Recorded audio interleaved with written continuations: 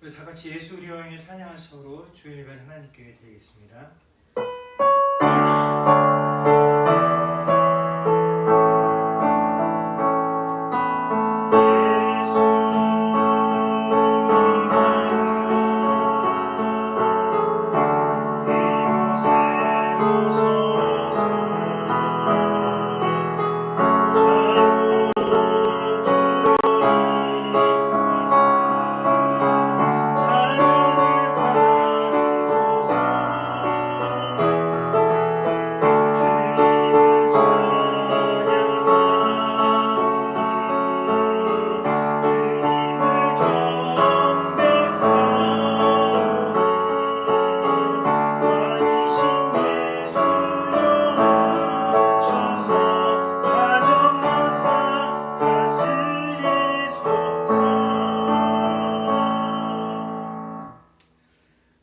사도신경으로 신앙 고백하시겠습니다.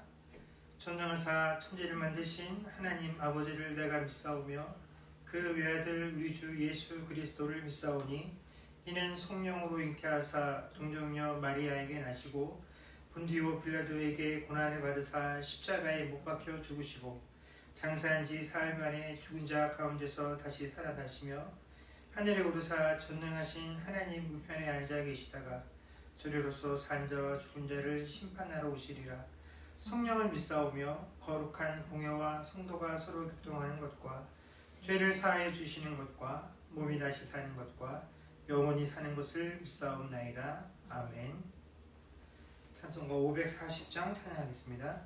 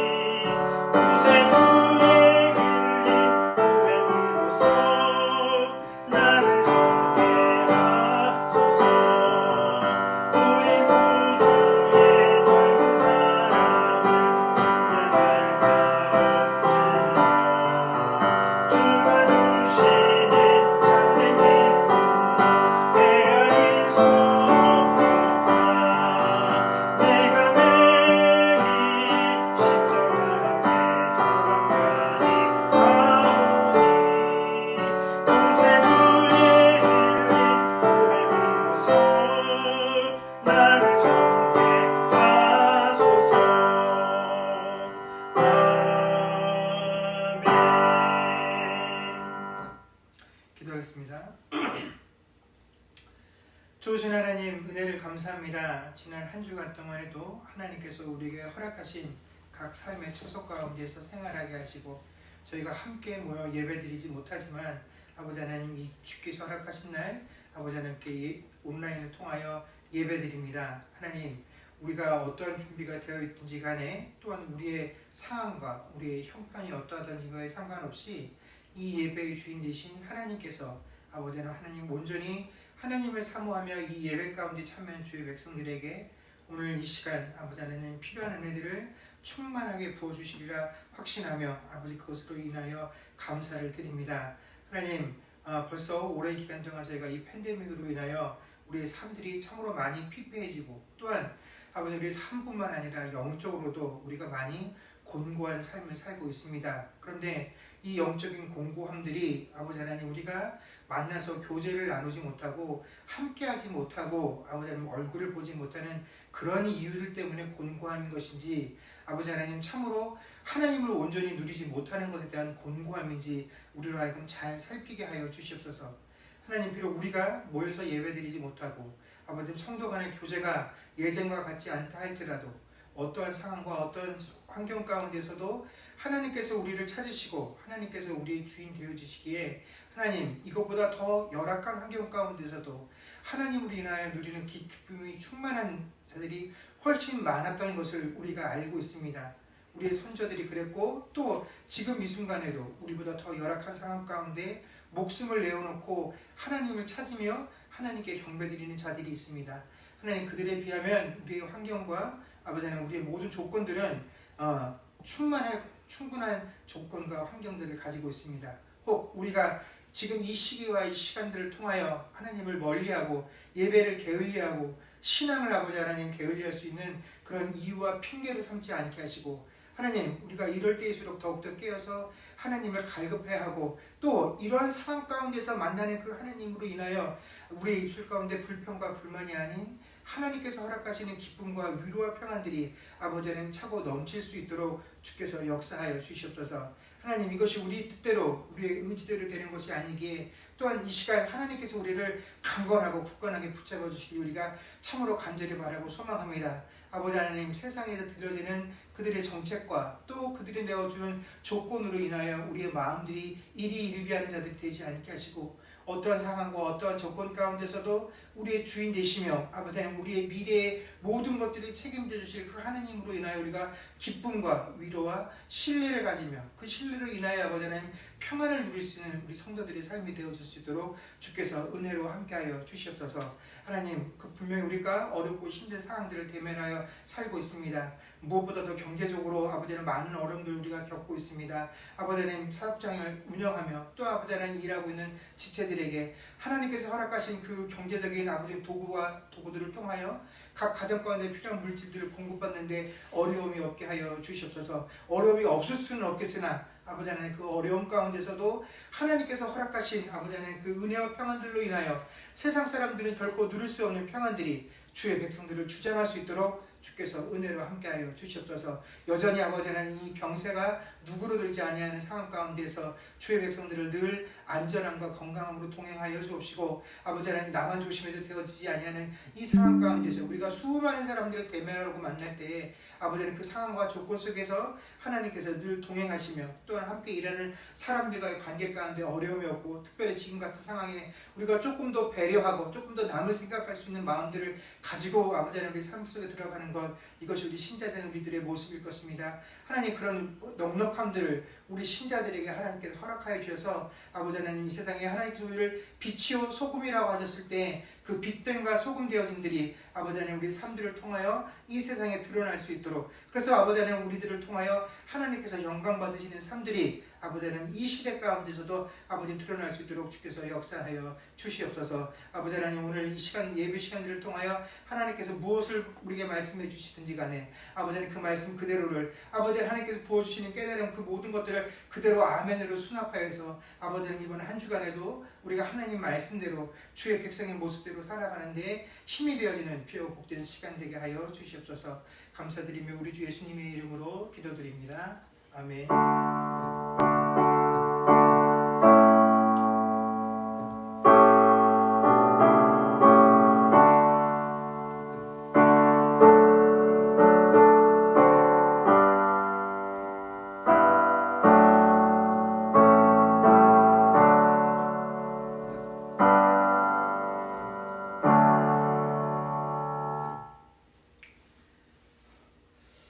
교회 소식 전하겠습니다. 오늘 예배 후에 저희 카톡 단톡방에 2021년 결산과 2022년 예산안에 관한 내용들을 올려놓겠습니다. 그래서 확인들 하시고 여기에 동의를 해주시면 동의 여부를 표시해 주시면 감사하겠습니다.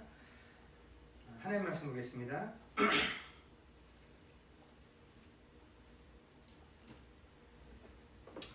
하나님 말씀은 다니엘 6장 1절에서 15절까지 말씀입니다.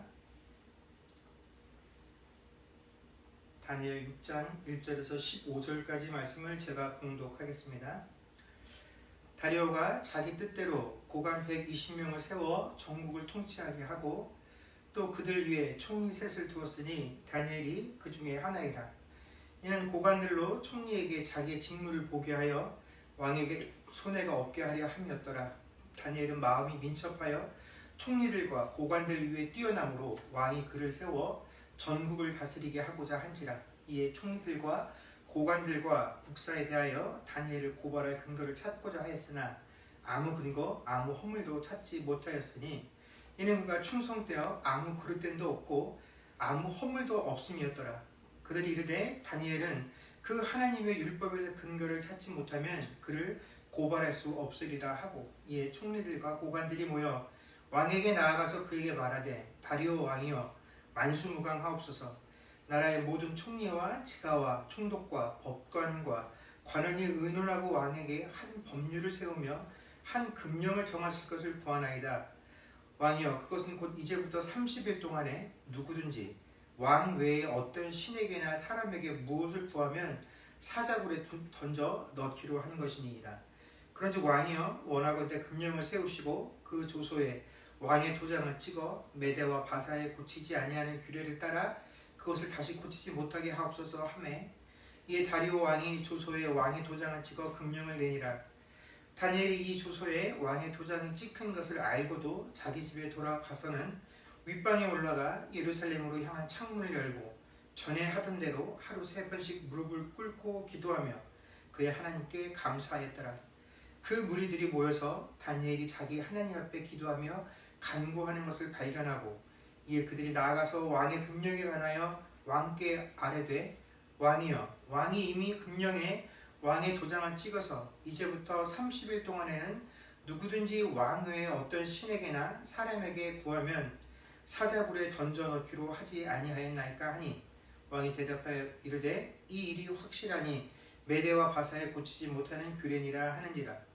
그들이 왕 앞에서 말하여 이르되 왕이여 사로잡혀온 유다 자손 중에 다니엘이 왕과 왕의 도장이 찍힌 금령을 존중하지 아니하고 하루 3번씩 기도하나이다 하니, 왕이 이 말을 듣고 그로 말미암아 심히 근심하여 다니엘을 구원하려고 마음을 쓰며 그를 건져내려고 힘을 다하다가 해가 질 때에 이르렀더라. 그 무리들이 또 모여 왕에게로 나와서 왕께 말하되 왕이여 메대와 바사의 규례를 아시거니와 왕께서 세우신 금령과 법도는 고치지 못할 것이니이다 하니, 아멘.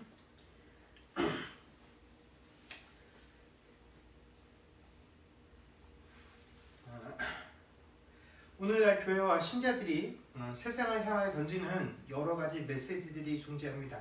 그 메시지들 중에서 요즘 세상에 선한 영향력을 끼치자라는 이런 메시지가 중요한 자리를 차지하게 된 그런 시대를 우리가 살고 있습니다. 물론 교회가 세상에 선한 영향력을 끼친다라는 것은 좋은 일이죠. 그러나 우리가 세상에 좋은 영향력을 끼쳐야 한다라는 것은 그것이 세상을 변화시켜야 하는 것이 교회와 신자의 책임이기 때문에 그렇게 해야 되는 것은 결코 아닙니다. 여러분, 신자들이 모임인 이 교회라는 것은 구원받은 백성들이 예수 그리스도를 나의 구주로 고백하는 그 신앙으로 이루어진 공동체로서 이 교회는 외적으로는 복음을 전파하고 내부적으로는 주의 온전한 제자로 세움받을 수 있도록 서로가 격려하고 또 훈련하기 위한 목적으로 있는 것이 교회이지, 결국 세상에 선한 영향력을 끼치려는 목적으로 만들어진 기관이 아니다라는 것을 알아야 합니다. 또 무엇보다 신자가 선하다라고 말하는 것, 성경이 우리에게 가르쳐주는 선하다라는 것과 우리가 흔히 생각하고 있는 선하다라는 것은 절대로 같을 수가 없다라는 사실을 신자인 우리가 명확히 알아야 합니다. 여러분, 우리가 윤리와 도덕적인 차원에서 보면 교회에서 말하는 선함과 또 세상이 말하는 선함에 공통점들이 분명히 존재할 수 있습니다. 그러나 엄밀하게 말하면 세상이 추구하는 선과 또 교회가 추구하는 선은 절대로 같을 수가 없다라는 것입니다. 왜냐하면 신자인 우리에게 있어서는 선한 이는 오직 하나님 한 분뿐이시기 때문에 그렇다라는 것입니다.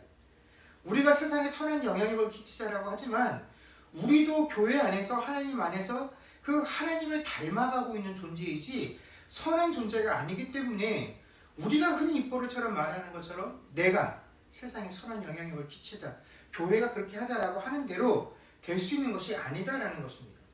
여러분, 신자가 이 세상에서 착하게 살려고 노력하는 것들은 세상에 믿지 아니하는 사람들에게 좋은 영향력 혹은 좋은 소문을 끼치기 위해서가 아니라 우리가 착하게 산다라는 것, 이것은 하나님께서 우리를 구원하셨고 우리가 그 하나님의 은혜를 인하여 구원받은 자들이라는 그 변화된 삶의 증거이며 또 하나님께서 우리에게 너희의 착한 행실을 통하여 하나님께 영광을 돌리라고 하신 그 하나님의 명령이기 때문에 그 일들을 하는 것입니다. 그래서 우리가 그런 하나님의 명령 가운데 순종할 때 그 우리의 순종하는 모습들이 하나님께 영광이 되기 때문에 하나님이 그 일로 인하여 영광을 받으시기 때문에 우리가 그렇게 하는 것이지 그것을 위하여 교회나 우리가 존재하는 것은 결코 아니다라는 것입니다.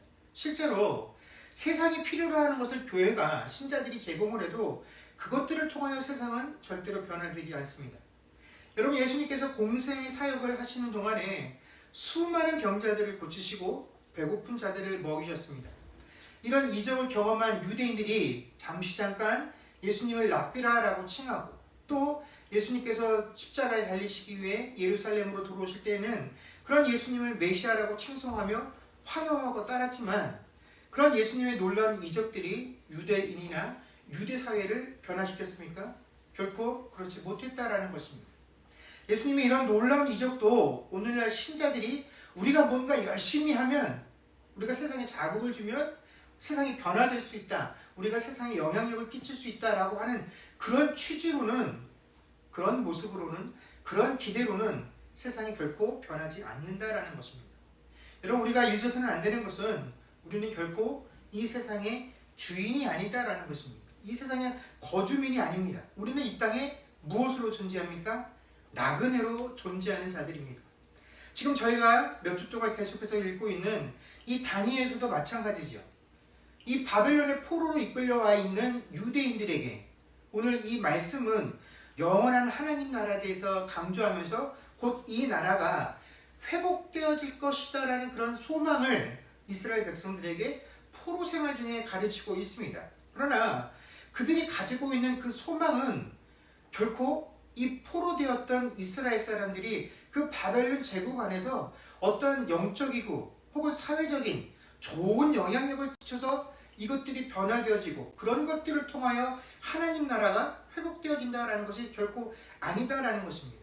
여러분, 지난주에도 말씀드린 것처럼 다니엘과 그 세 친구들이 이 제국에 얼마나 큰 공헌들을 했습니까?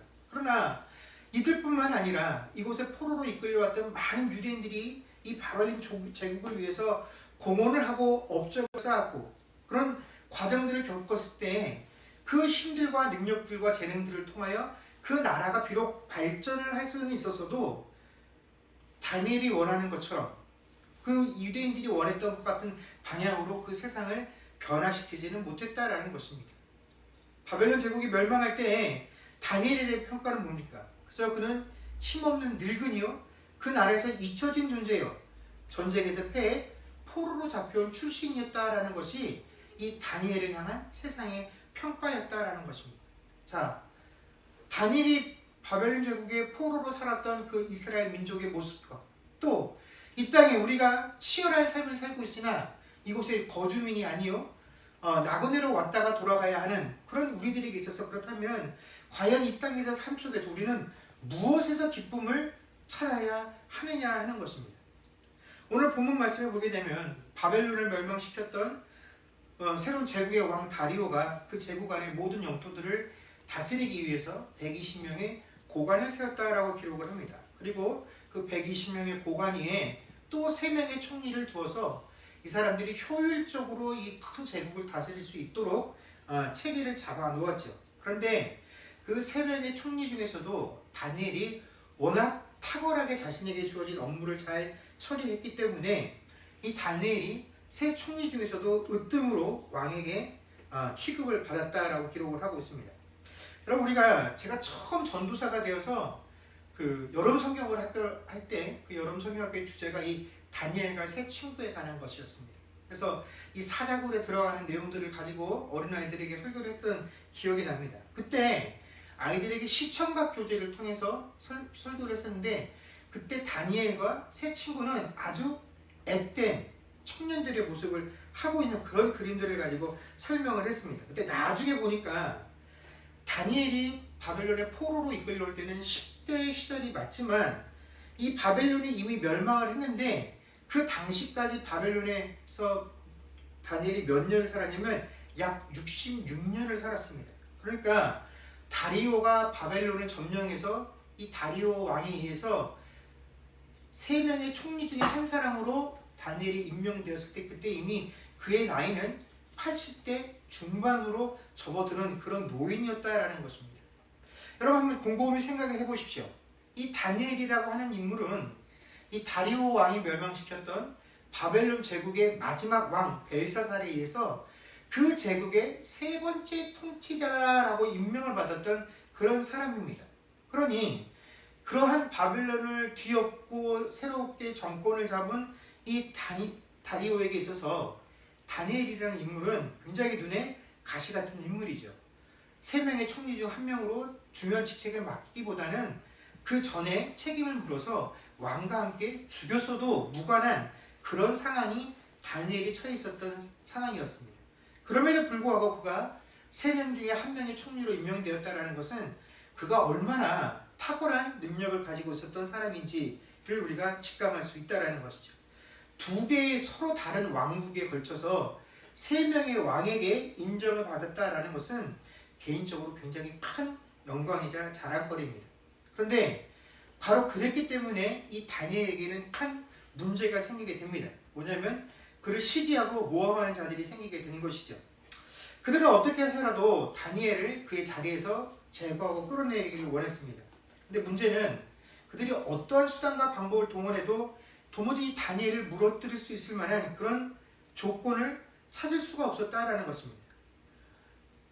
뭔가 잘못이 있고 허물이 있어야 그를 고발하거나 그를 무너뜨릴 텐데, 다니엘을 고발할 근거도 또 아무 허물이나 그릇됨도 찾지 못했던 것이죠. 그러다가 그들이 다니엘을 넘어뜨릴 수 있는 유일한 조건을 발견하게 되는데, 그것은 다름이 아닌 다니엘의 신앙생활과 관련된 것이었다라는 것입니다. 그들이 다니엘을 함정에 빠뜨리고 넘어뜨릴 수 있는 유일한 연결고리라고 생각한 것이 뭐냐면, 이 다니엘이라는 인물은 하나님과 그 율법에 너무나 충성되어진 사람이기 때문에 이 문제를 가지고 넘어뜨릴 수밖에 없다라고 판단을 하는 것입니다. 그래서 그들은 왕을 찾아가서 왕에게 한 가지 법령을 만들어주기를 건의합니다. 그것은 뭐냐면 30일 동안 누구라도 왕 위에 어떤 신이나 사람에게 무엇을 구하면 그 사람을 사자굴에 넣자라는 제안이었습니다. 그리고 왕은 이 법률을 아무런 문제 삼지 않고 여기에 순순히 서명을 해주게 되죠. 상황이 이런데도 불구하고 다니엘은 이 왕의 법령을 알고 나서도 집에 돌아와서는 어떻게 합니까? 전에 하던 대로 하루에 3번씩 집에 창문을 예루살렘 쪽으로 열어놓고 무릎을 꿇고 기도했다라고 성경이 기록을 하고 있습니다. 이 대목까지 보면 우리가 이 다니엘이라는 사람은 참 융통성이 없다라고 생각을 할 수가 있습니다. 여러분, 30일 동안만 왕 아닌 대상에게 뭔가를 구하지 않으면 됩니다. 30일만 참으면 아무런 문제가 생기지 아니합니다. 우리의 중심을 살피시는 하나님께서 상황이 그러니, 하나님, 제가 30일만 이 기도를 멈추겠습니다. 그래도 제 중심은 하나님께서 아시지요? 지금 너무 상황이 위급하니 제가 그들의 눈을 속이기 위해서 잠시 멈추겠습니다 한다고 해서 하나님께서 뭐라고 하실 분이 절대로 아니다라는 것입니다. 그런 것을 책망 삼으실 분이 아니지요. 아니, 기도를 해도 좋습니다. 단지 창문만 닫아놓고 다른 이들의 눈에 뜨이지만 않게 기도했다라고 한다면 그는 자신의 원수들에게 자신을 고발할 수 있는 그런 빌미를 제공하지 않을 수 있었다라는 것입니다. 여러분, 이 이방 땅에 포로로 이끌려 와 있었던 유대인들의 그 유대인 커뮤니티 안에서 다니엘이라는 인물의 존재감은 어마어마한 것이었습니다. 그의 성공은 바로 유대인들 모두의 성공과 같은 것으로 여겨졌을 것입니다. 다니엘이 승장구할 때 유대인들도 비록 포로로 끌려와 이 땅에 살고 있지만 그들은 어깨에 힘을 주고 자부심을 가지고 이 다니엘이라는 인물을 자랑스러워했을 것입니다. 그가 이 험난한 시대 가운데 이 정권에 이 제국 안에서 세 손가락 안에 두는 그런 통치자의 권세를 가지고 있다는 것만으로도 언젠가 우리에게 도움이 될 것이다라는 그런 기대감들을 가지고 든든함을 느끼며 그 원수의 땅에서 유대인들은 살아갈 수 있었을 것입니다. 그는 한 명이 아니라 유대인 자체를 대표하는 사람들이다라고 여겨질 수 있는 그런 위치에 있었던 사람입니다. 그런데 그런 인물이 고작 자신이 기도하는 그 기도의 습관 하나 때문에 이 모든 것들을 놓쳐버리고 죽을 수도 있다는 것은 마치 무책임한 행동을 하는 사람인 것처럼 보여질 수 있다는 것입니다. 그러나 우리가 이러한 상황 가운데서 가장 중요하게 생각해야 될 것은 우리가 일반적으로 가지고 있는 그 상황과 정황에 대한 우리의 감정들이 아니라 그 인물을 등장시켜서 하나님께서 말씀하시고자 함이 무엇인가 하는 것을 놓쳐서는 안 된다는 것입니다.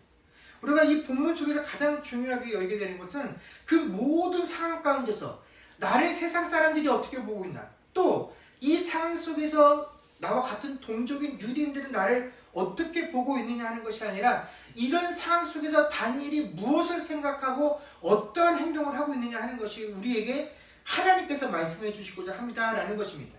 바로 그것이 10절 하반절에 그의 하나님께 감사하였다라는 이 구절입니다.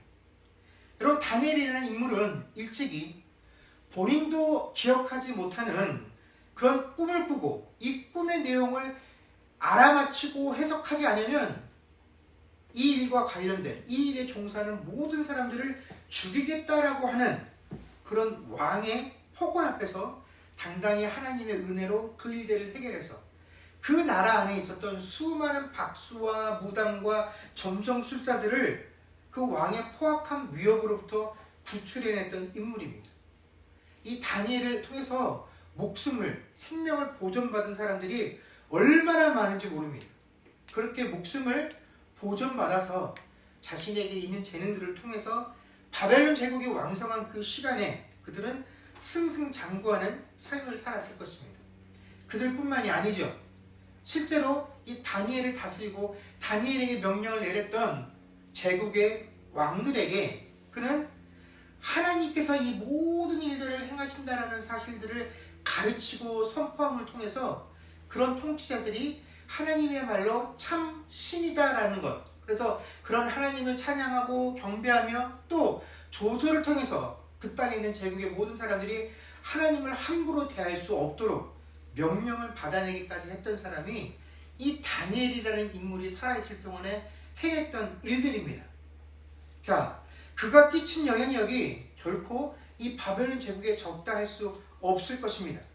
또 자기 자신 또한 유대인 커뮤니티도 그러나 그러한 노력들을 했음에도 불구하고 우리가 잘 아는 것처럼 다니엘도 또 다니엘과 함께 있었던 이 유대인들이 그 제국 안에서 야, 너희가 우리 제국을 위해서 이렇게 큰 공헌을 했다니, 야, 너희들 중에 다니엘과 같은 훌륭한 사람이 있어서 우리가 이렇게 큰 도움을 받았으니까 너희들도 하며 좋은 대우를 받으며 살 수는 없었다라는 것입니다.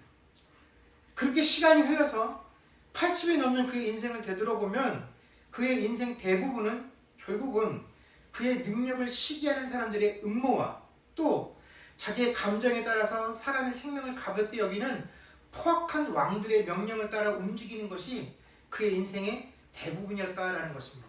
그런데 그렇게 살고 나서 마지막 순간에 다니엘의 상황은 어떤 것이었냐면 결국은 죽을 수밖에 없는 그런 상황이 되었다라는 것입니다. 이런 상황에 맞이하게 될 때쯤에 여러분, 다니엘이 느끼는 그 감정은 어떠한 것이었겠습니까? 제가 만약 다니엘과 같은 삶을 살았다라고 한다면, 그리고 그 삶을 마무리해야 하는 시점에 다니엘과 같은 상황을 직면하게 되었다라고 한다면 아마 제게 남은 것은 깊은 좌절감밖에 없었을 것입니다. 내가 이렇게 노력하고 수고한 것에 대해서 어떠한 보상도 바라지 않았는데 보상은 보상하고 이제 내가 죽을 수밖에 없는 것인가 하는 그런 절망감을 직면하게 되었을 것입니다. 아마 이런 상황 속에서 하나님께 기도한다라고 한다면 하나님 어떻게 이러실 수 있습니까?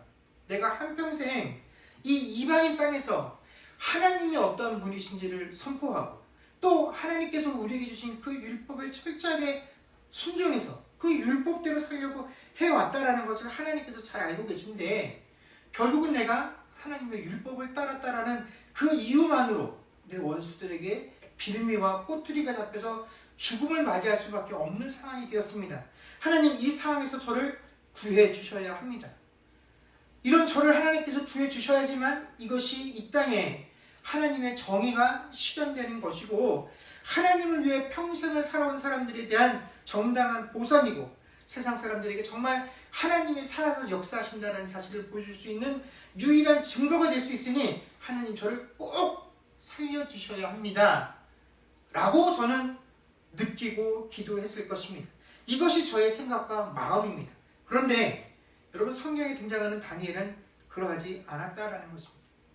다니엘은 이 모든 상황에 대해서 하나님께 감사했다라고 성경이 우리에게 말씀해 주고 계십니다. 여러분 다니엘이 감사했다라는 것은 우리가 목숨의 경각이 달린 상황에서도 담대하게 하나님께 기도할 때 하나님께서 그에게 평안한 마음들을 주셨다.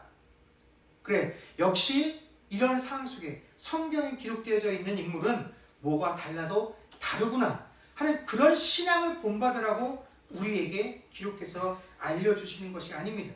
또 우리가 어떤 어려운 상황과 고난 속에서도 무조건 하나님께 감사하는 자가 되어라 라는 것을 가르쳐 주시고자 함도 아닙니다. 그의 감사는 내가 고난과 고통 가운데서도 무조건 감사합니다. 그 고난과 고통에 대한 감사가 아니기 때문에 그렇다라는 것입니다. 그렇다면 지금 이 순간에 다니엘이 하나님께 감사하는 그 감사의 고백은 도대체 어떠한 내용들을 포함하고 있는 것일까요? 여러분 우리는 그 시대나 지금 이 순간에도 우리는 힘과 경제의 논리가 지배하고 있는 그런 치열한 경쟁 사회 속에서 살고 있습니다. 그런데 이 경쟁은 비신자들 사이에서만 이루어지는 것들이 아니라 신자들끼리도 하게 되는 그 경쟁이다라는 것입니다. 우리가 살고 있는 이 세상이 이 체제가 같은 신자라고 해서 무작정 내 것을 양보하고 네가 더 잘되기를 원해 나는 무너져도 괜찮아 하는 그런 관계로 이루어져 있지 않다라는 것입니다. 여러분 자본주의 사회에서 경쟁이라는 것은 불가피한 것입니다. 이 우리가 살고 있는 사회에서 경쟁을 한다는 것, 그 경쟁 자체가 잘못된 것이거나 죄라고 우리는 말할 수 없습니다. 문제는 우리가 살고 있는 이 세상의 경쟁이 너무나 치열하기 때문에 이 경쟁이 결코 공평하게, 공정하게 또 최소한의 사람들이 그들의 삶을 영위할 수 있을 정도의 환경들을 결코 제공하지 않는다라는 것이 문제인 것입니다. 그래서 이 치열한 경쟁에서 살아남는 자들은 막강한 힘과 권세와 부를 누리며 살 수 있지만 이 경쟁에서 뒤처진 자들은 이 땅에서 삶을 참으로 비루한 삶을 살아야 할 수밖에 없는 그러한 경쟁 체제를 가지고 있는 것이 우리가 살고 있는 세상의 모습이다라는 것이죠. 그래서 우리가 경쟁에서 그 경쟁에서 이기기 위해서라면 사람들은 모든 방법들을 다 동원을 합니다. 그 중에는 나의 강점, 나의 좋은 점들을 어필하고 그것들을 개발하는 방법이 있지만 반대로 어떡합니까? 상대방을 쓰러뜨리기 위해서 그의 약점, 그의 부족한 점을 발견하고 그것을 세상에 보여줌으로써 그 사람은 자격과 조건이 안 된다는 그것을 빌미로 삼아 그 경쟁에서 이기려 하는 그런 시대를 또한 우리가 살고 있다는 것입니다. 그래서 나의 강점을 개발하는 것만큼이나 상대방의 약점이 무엇인지를 알기 위해서, 그것을 파악하기 위해서 우리가 많은 노력들을 하고 있다는 것입니다. 자, 이런 시대 속에서 우리도 분명히 누군가에게 경쟁의 대상이고, 그런 경쟁의 대상으로서 과연 세상이 나에게 저 사람, 교회 다니는 저 사람의 가장 큰 약점이 무엇인가라고 하고 우리의 약점을 발견했을 때에 여러분, 과연 그들의 눈에 비친 우리의 약점은 무엇일까요? 세상에 우리의 경쟁자들이 나와 겨루어 이기기 위해서 내 약점을 들추어낸다라고 한다면 과연 그들이 나를 이기기 위해서 제안할 수 있는 그러한 약점이 그들의 눈에는 무엇으로 비춰졌겠느냐 하는 것입니다. 그들이 생각하기에 저 사람의 관점, 저 사람의 삶의 모토가 이거이기 때문에 그걸 건드리면 저 사람은 넘어질 수밖에 없어. 그러니 그것을 약점 삼아 저들을 넘어뜨려야 되겠다라고 할 때 과연 나라는 사람, 이 땅에서 하나님의 백성으로 살아가고 있는 나는 내 원수들과 내 경쟁자들에게 과연 어떠한 것이 약점인 인물로 보여지겠느냐 하는 것입니다. 물질입니까? 건강입니까? 명예입니까? 성공입니까? 아니면 가족입니까? 가족을 건드리면, 돈 문제를 건드리면, 건강을 건드리면 저 사람은 그게 약점이라서 결국 그의 허물을 드러낼 수밖에 없어.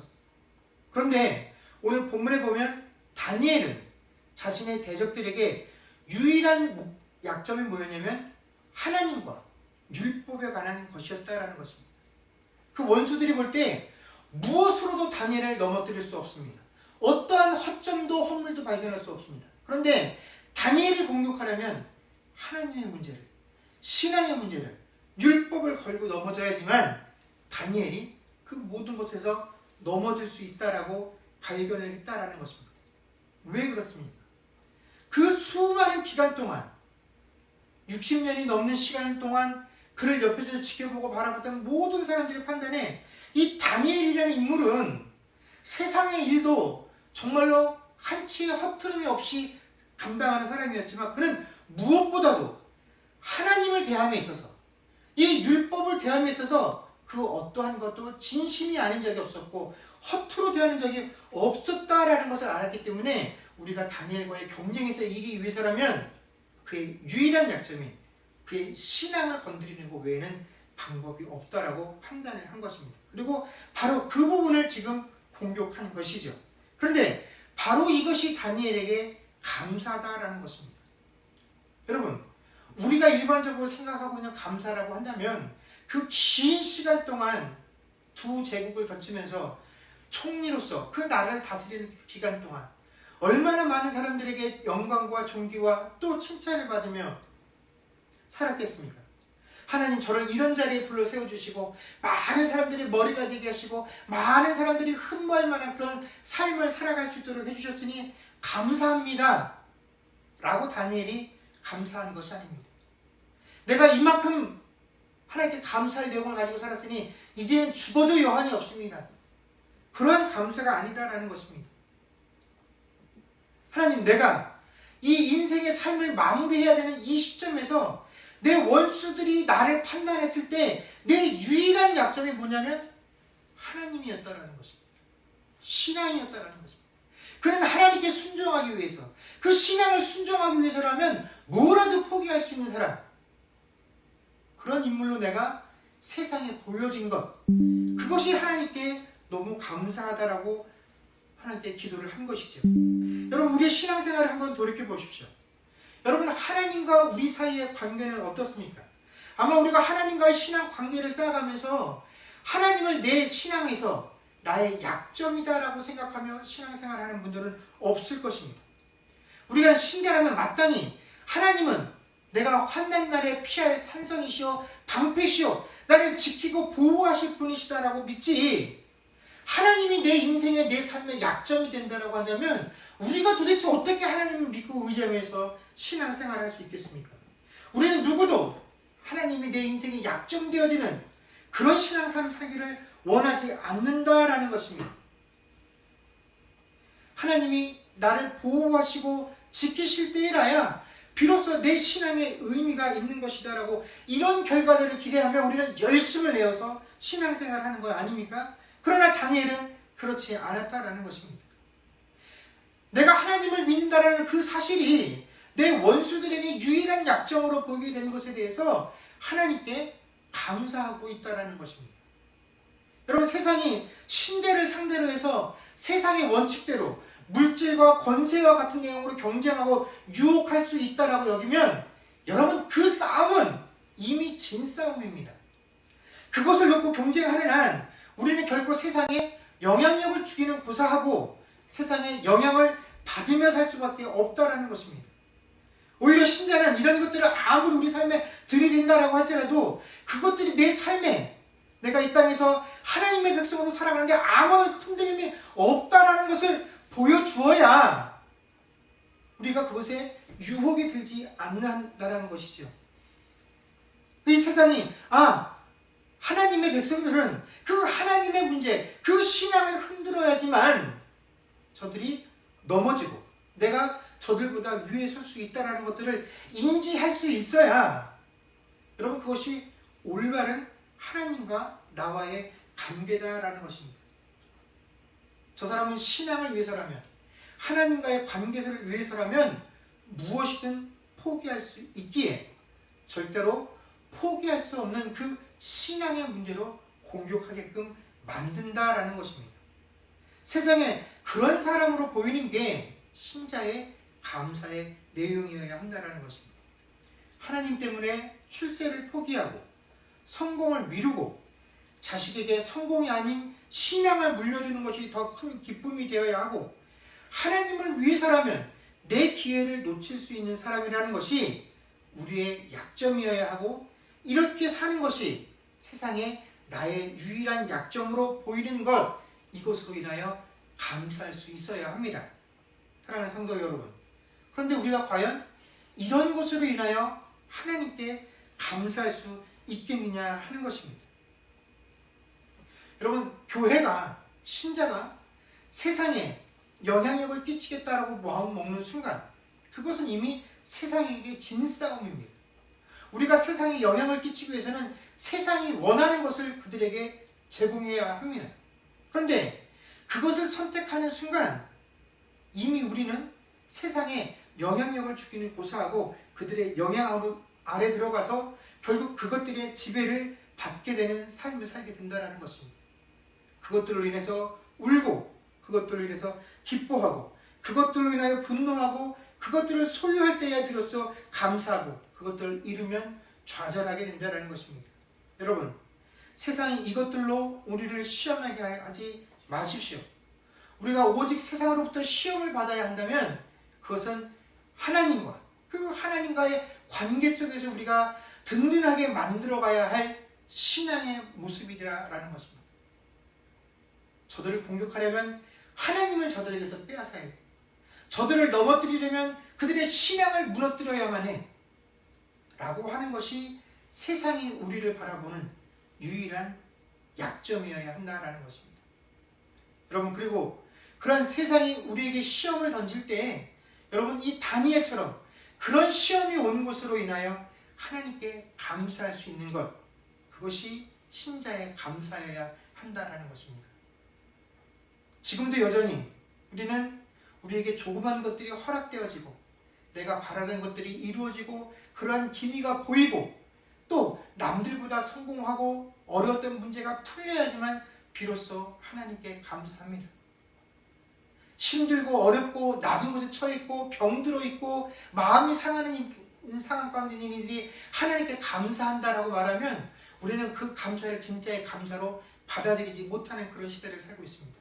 그러나 여러분, 진정한 감사는 세상이 우리로 하여금 하나님을 빼앗기 위해서 다른 수많은 것으로 우리를 좌절과 낙심되는 그런 상황 가운데로 인도하는 것, 그것이야말로 그 상황이야말로 신자가 하나님께 드릴 수 있는 최고의 감사의 순간입니다. 여러분, 우리에게 오랜 시간 동안 허락되어진 이 환난의 시간들, 이 고통과 고난의 시간들, 이것이 언제 회복되어질지 모르고 언제 또 우리가 기쁘고 즐거운 우리의 그 일상과 또 교제의 순간으로 돌아갈지 우리는 아무도 장담을 할 수 없는 그런 상황 속에 살고 있습니다. 그러나 그것이 바로 우리가 하나님과 관련된 우리의 신앙을 지키기 위해서는 다른 것들을 충분히 포기할 수 있기에 우리에게 주어지는 세상의 시험인 것입니다. 이 시험을 받을 때 하나님 앞에 하나님, 내가 세상에 이런 존재로 비춰지게 된 것에 대해서 감사합니다.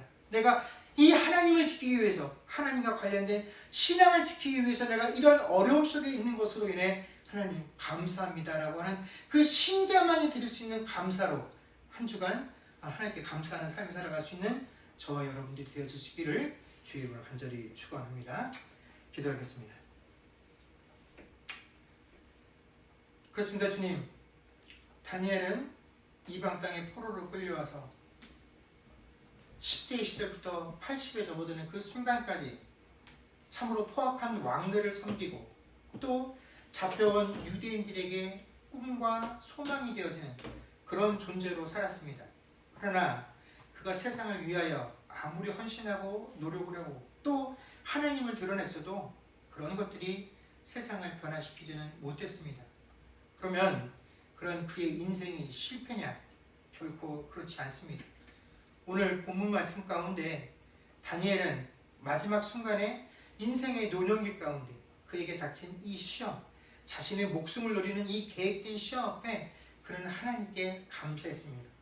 이것이 하나님, 내가 이제 말년에 하나님을 섬기다 이제 순교하는 그런 상황에까지 직면하게 되었네요.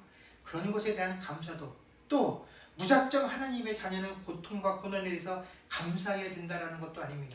그죠?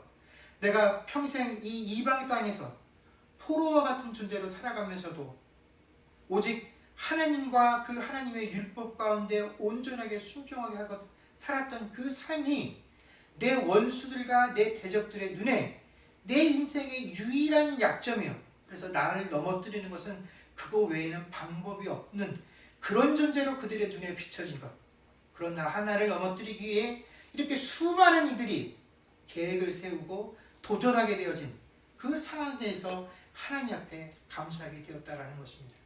하나님, 그런데 과연 우리는 이 세상을 살아가며 그런 감사의 모습들이 있습니까? 우리는 이 땅에 분명히 잠시 왔다 영원한 하나님의 나라로 돌아갈 그런 이방인의 모습으로, 나그네와 같은 모습으로 이 땅에 살고 있지만 하나님의 나라에 대한 기쁨과 소망들을 가지고 이 세상의 가치를 하나님을 위해서라면 얼마든지 포기할 수 있다라는 그런 마음으로 이 세상을 살아가는 것이 아니라 그들과 똑같은 것들을 가지고 경쟁하며 그들보다 그것들을 더 많이 소유하는 것을 통해서만 하나님께 영광을 돌리고 감사를 드릴 수 있는 그런 삶을 살고 있습니다. 이미 세상에게 지고 들어가는 것입니다. 그들과 똑같이 물질을 논하고 그들과 똑같이 세상의 권세를 논할 때 우리는 결코 세상에 영향을 줄 수 없습니다. 세상에 지배받을 수밖에 없는 그런 존재들입니다.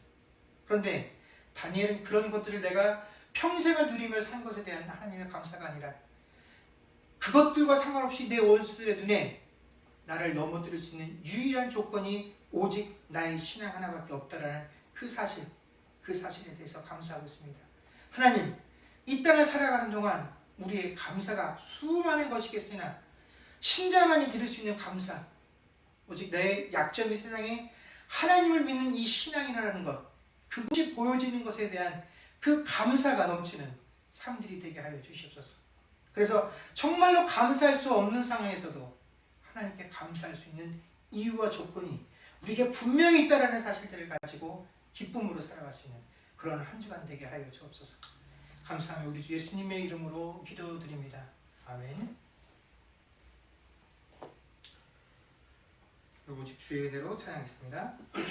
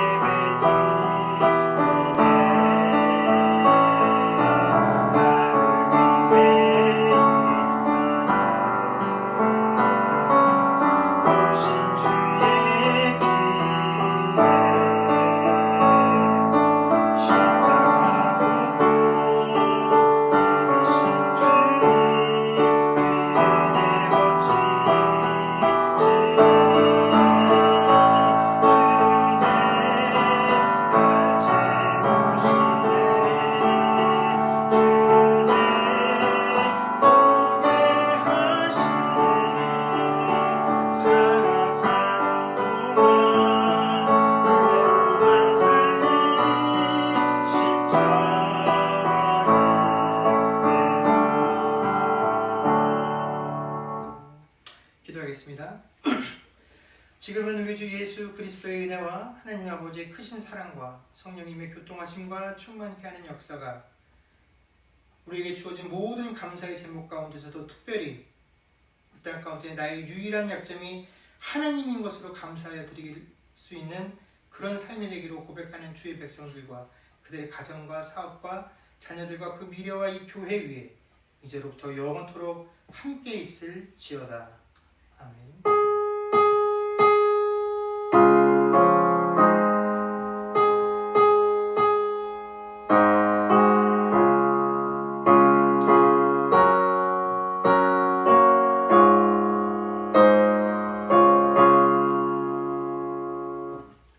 예, 감사합니다. 예배를 마쳤습니다.